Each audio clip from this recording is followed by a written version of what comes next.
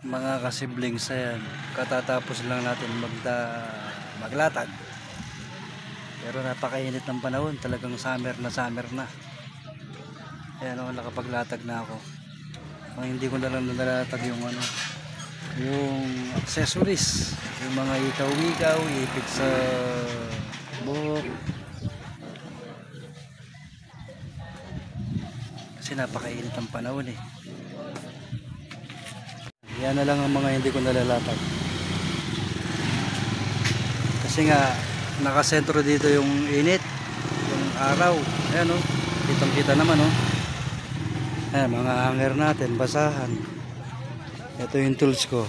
Nalatag ko na yung aking mga tools. Ayan yung mga clip pan. Pagka ganitong taginit, mabili yung clip pan. Tapos ayan yung mga batsa-batsa natin. Mga plasticware. Mainit pa kaya hindi ko ma-display lahat, baka lumutong. Ayan ang buhay namin, buhay tiyangge.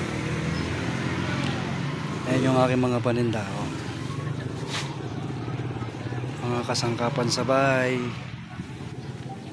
Tsaga-tsaga lang talaga sa sa pagtitinda.